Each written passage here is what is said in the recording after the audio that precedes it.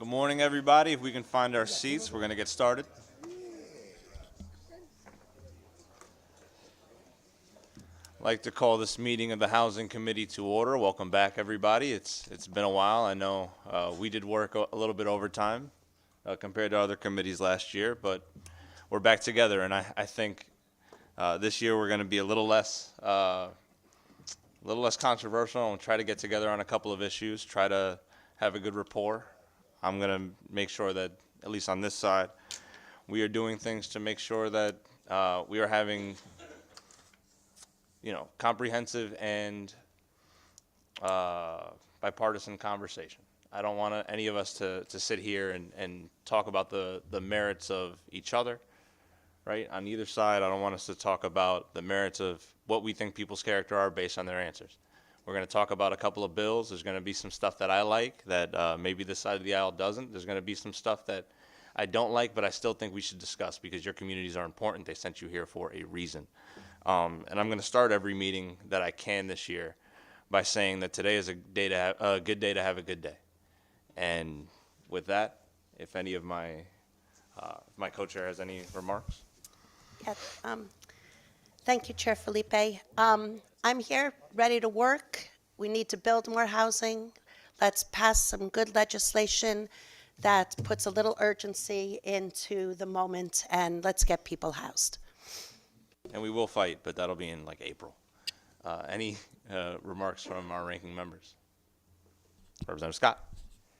Thank you, sir. Looks like we're going to be sharing mics today.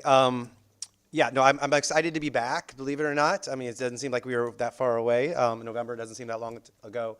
But I am looking forward to this. I know we've already talked a little bit about some of the topics we're going to hit on, and there's some really good ones I think we could all come to agreement on.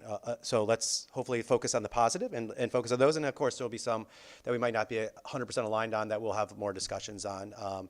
Short session, have to get the track moving pretty quick. So let's get started.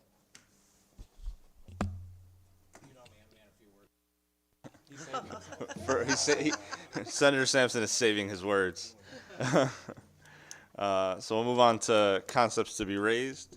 Item number 1, an act appropriating funds to assist homeless persons. Is there a motion? Motion.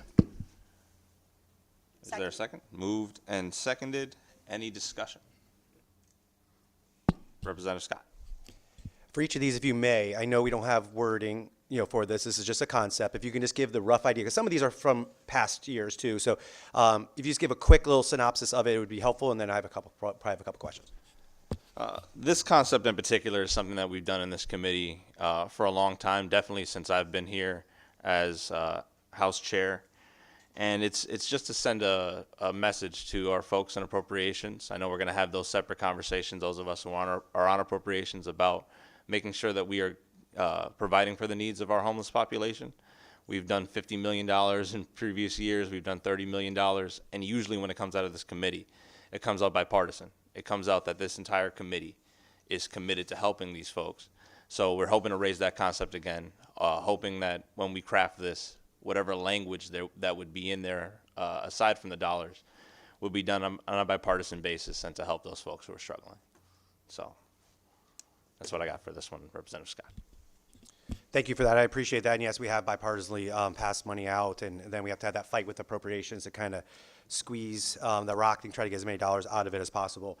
I do have a couple questions. In the past, just so we can kind of, lay the groundwork of where we're at, what have we gotten recently? Where do we have in the budget right now, from a line item standpoint, for homelessness that we have either added because of what we've been doing or just in general? Do you have a rough number? I don't know if you have it to the penny, but just a rough number where we're at currently today. I'm not sure I have a rough number. It's somewhere between $15 and $20 million, and some of that are things that we've kind of kept afloat for these systems just to run themselves, but also increasing in the past couple of years, not to the level that we've requested, but increasing cold weather funding, also trying to figure out how you do the same for warm weather, because we know hypothermia will take you pretty quick, but heat stroke will take you quicker than that. So we've added a little bit of money for those shelters. However, we have not been very successful in past years of getting to the crux of what we really want. We've gotten 15 to 20 when we've asked for 50 or more. Thank you for that. And And obviously, we want the number to be zero, right? We want the number to be zero. That's the ultimate goal. I think the idea is, for me, is I'm super supportive, and I'll stand next to you guys at press conferences and totally understand that this is a goal that we all should be striving for. But also at the same time, I have this other side of my head that's saying, we've got to make sure we're efficient and smart with this money. It's not being wasted or whatever. Like, just make sure it's being rightly used. Is that something that's going to be part of this, ultimately in your mind, part of this legislation, making sure that the dollars are being spent properly and some kind of way to track it? Like, for me, is if $15, $20 million is a good chunk of change, are we making sure that it is? Now, listen, a lot of it is, I'm sure, and maybe 100% of it is, but making sure that we are. Is that going to be part of this where we have some kind of visibility of how and those dollars actually ultimately get spent and making sure that they're spent in the right ways?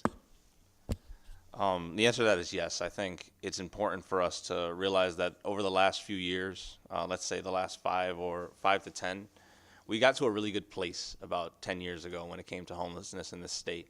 And when we got to that place, I think folks here in the legislature or in the administration kind of decided we don't have to deal with that problem anymore. But it was because of the resources that were coming into the CAN system that was able to be curbed. It's also because, obviously we have these other constraints within the housing market, these other constraints within the way that we serve people, maybe with our municipalities and the burdens that go on them. So it's a holistic approach that we're taking, but willing to have the conversation, as I said, on a bipartisan basis with some guidelines as to how we make sure that this gets back to the folks that need it and isn't just paying staff members.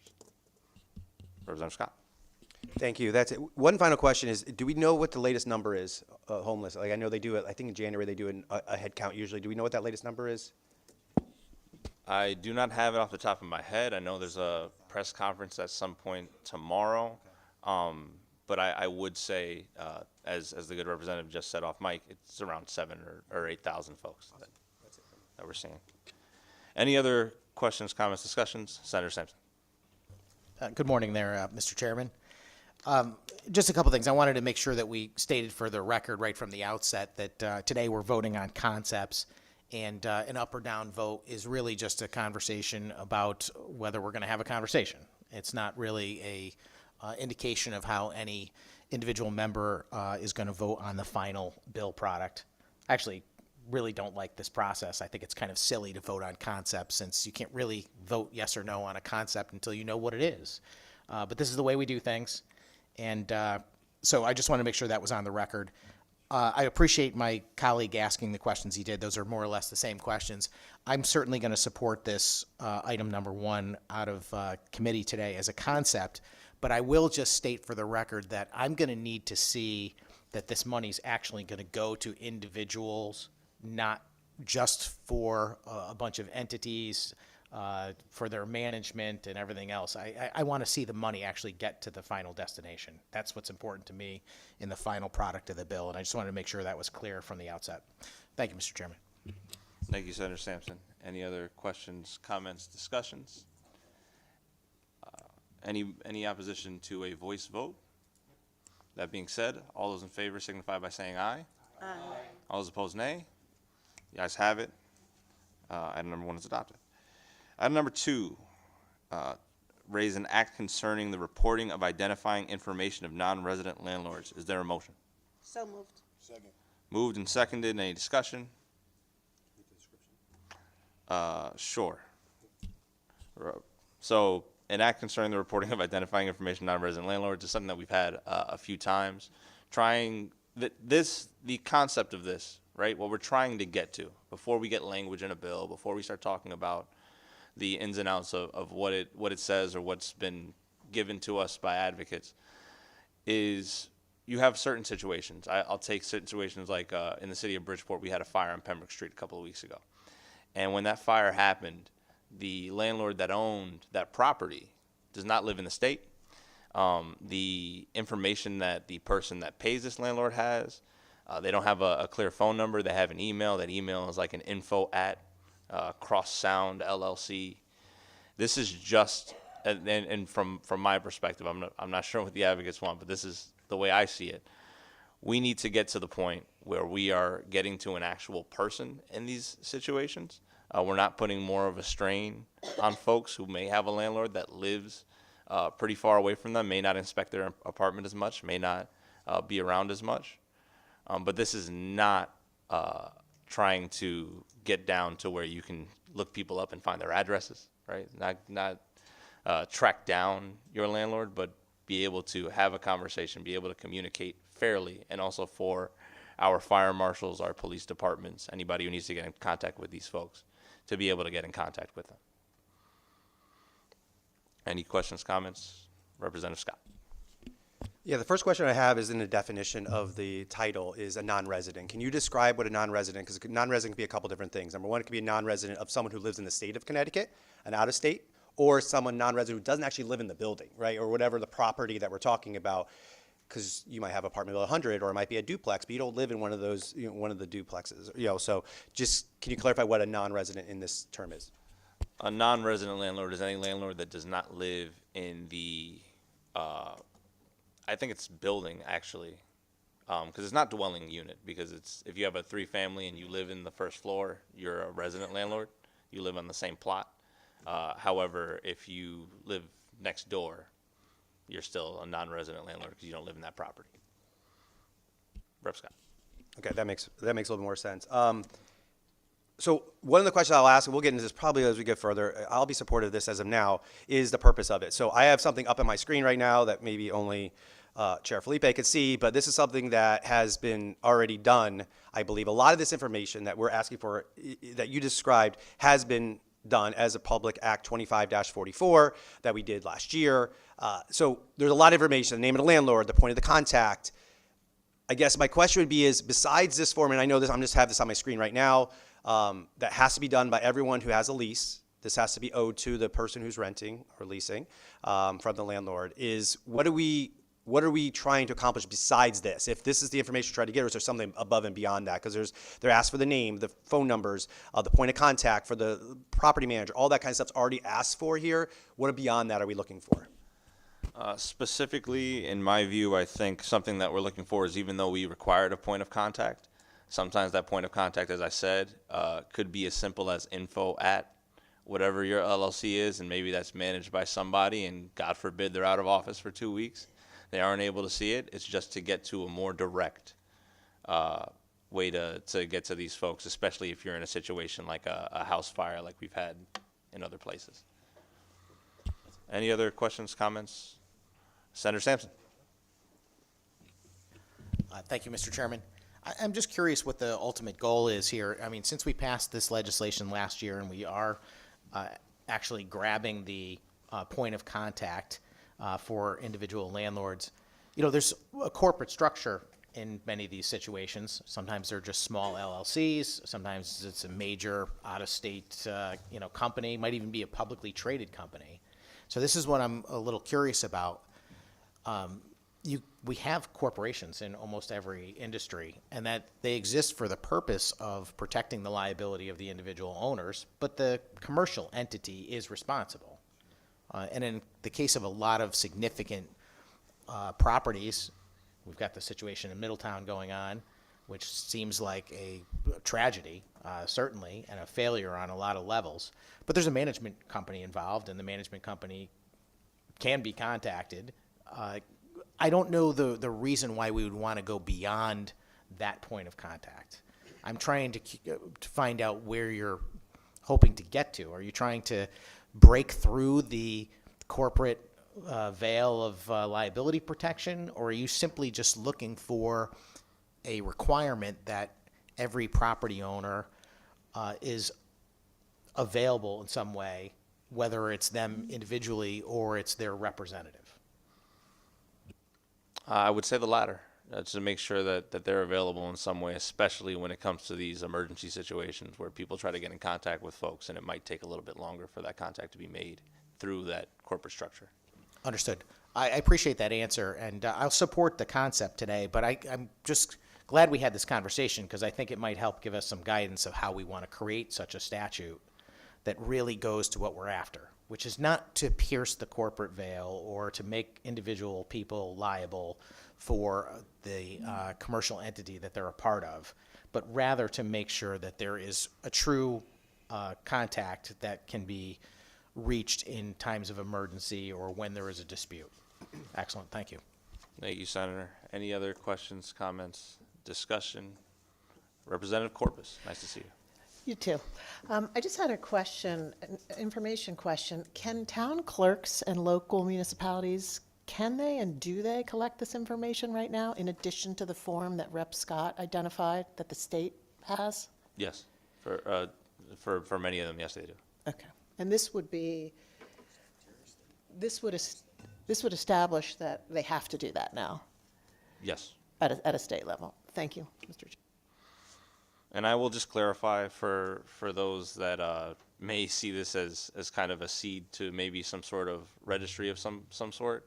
Any type of that legislation, especially if this becomes that, will be done in consultation with landlords around the state. It will not just be done in this room where legislators are talking without the true experience of folks who are providing that housing. Any other questions, comments, discussions? Seeing none, is there any opposition to a voice vote? Seeing none, all those in favor signify by saying aye. Aye. Any opposed, nay? The ayes have it. Thank you very much. Item number 3, an act relative to the education of homeless children and youth. Is there a motion? So moved. Thank you. This, I'll just describe it really quickly before we go into comments and discussion.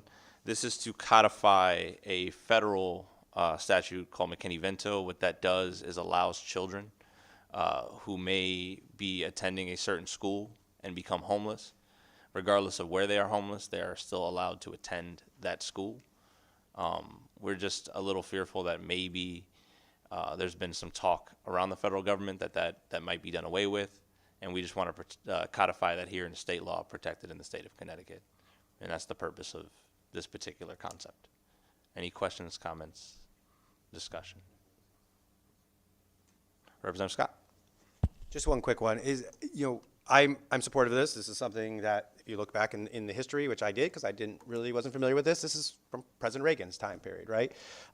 So you'd think it would be totally bipartisan, and it's going to be. I'm going to support this.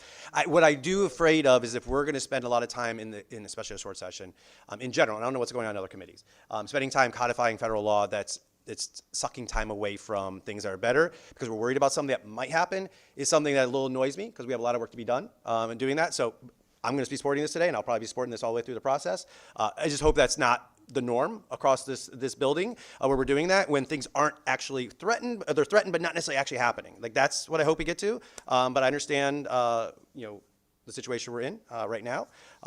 It's election year also, and I just hope that we focus on the stuff that actually needs to get done. So I appreciate that.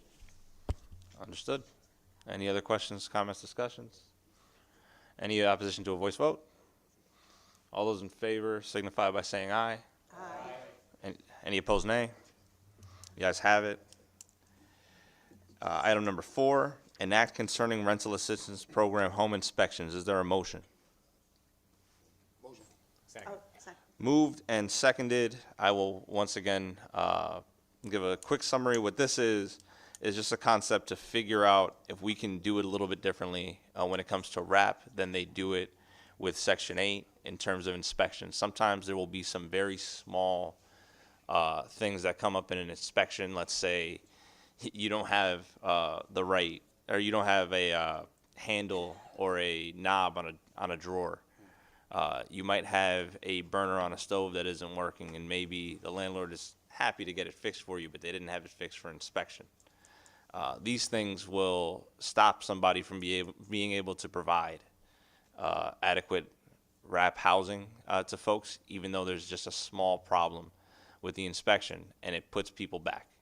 It makes certain folks say, you know what, I don't want to be a part of the RAP program because they look at these inspections are a little too punitive, and they put me in a tough spot, and maybe I'm 2 months out of rent I could have been having. So just to try to change the way that inspections happen here in the state and allow folks to have a little bit more leniency and hope that it benefits both folks trying to use their RAP vouchers and home housing providers who are trying to provide that housing. Any questions, comments, discussion? Representative Gonzalez. Thank you, Mr. Chair. And were you saying that maybe there are minor problems? Any difference if those minor problems are caused by the tenant? or it's no difference? They wouldn't have moved in yet, so Oh, when they it's- wouldn't have caused those issues Oh, it's to just- begin with. It's just okay. saying that if you're a landlord and you say, I'm going to fix that in a couple of weeks, we give you the opportunity to fix To that fix it. problem rather than say that your inspection failed. Okay, thank you, thank you. Thank you, Representative. Senator Sampson. Thank you, Mr. Chairman. I just want to, for clarity's sake, I don't believe that landlords have the ability to opt out of participating, but I do think that this happens on a regular basis where you'll have a tenant who wants to participate in this program, and they reach out to a landlord, they come up with some sort of agreement, but then it ends up taking too much time for the inspection to occur, and the landlord might have other tenants waiting. Obviously, they're going to move on that, and that unfortunately means that that tenant who would have been perfectly eligible is going to miss out just because of that inspection period. So I'm very much in favor of this proposal. Looking forward to seeing the language, of course, but I'll support it today. Thank you. Thank you, Senator. Any other questions, comments, discussion? Any opposition to a voice vote? Seeing none, all those in favor signify by saying aye. Aye. All those opposed, nay. The ayes have it. Item number 5, an act concerning bond authorization for the CT Housing Authority. Is there a motion? So moved. Moved and seconded. As I've done with the last couple of concepts, I will summarize. This is simply taking the current bond authorization that is given to to CHAFA, their emergency mortgage assistance program, and authorize it to be used for their down payment assistance program. And that's simply what the change is. Questions, comments, discussion? Senator Sampson. Mr. Chairman, can you give me an idea of what this money is used for? I work in real estate, and I've done a number of CHAFA mortgages, including what's known as a CHAFA DAP mortgage, which is a down payment assistance program mortgage. That's how people end up with 100% financing, because an FHA loan is the key ingredient of that, and that's 96.5% of the actual mortgage amount, and the down payment assistance program is the other 3.5%. In my view, it's never really worked to the advantage of people that participate, because they end up with having 2 mortgages and they end up paying a lot of interest, even on that small 3.5% down payment assistance. But it does allow people to get 100% financing. What I'm curious about, though, is that this bill proposal is supposedly something about shifting money from one part of CHAFA's program to another. I'm just curious what the money is for, because is it for actual grant money towards mortgages? Because as far as I know, the CHAFA DAP program doesn't actually provide that in those types of products, but maybe they do in others. Just if you a little more clarity about what the money is going to be used for. If I'm being honest with you, I don't know if I have that clarity at this point. I'll definitely sit down with CHAFA and get that information to everybody on the committee. Okay, I appreciate that. I mean, I do know that there are some grant programs that allow for significant amounts of down payment assistance, $20,000, something like that. I have some concerns about those programs, to be totally honest with you, because I think ultimately what happens is when you're giving out big chunks of money to help people buy a home, I mean, that sounds great and it works out very well for them. But what it does is it allows them to outbid someone else. There may be someone else ready to make that purchase for $150,000 for a home in Hartford or New Britain or Waterbury or something like that. And ultimately, someone else has got an extra 20 grand to play with. So this is actually driving up the costs of entry-level homes. So it's a concern of mine. I'm going to support it today. I like the work that CHAFA does. I don't have an issue with them. I just want to make sure we know what we're doing. Thank you. Thank you, Senator. Any other questions, comments, discussion? Any opposition to a voice vote? All those in favor signify by saying aye. Aye. All those opposed, nay. The ayes have it.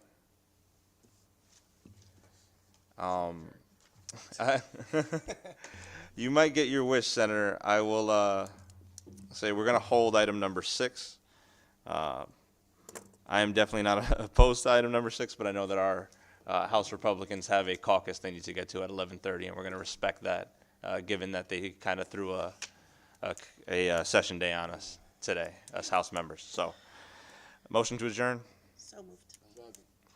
Moved, seconded. Thank you, everybody.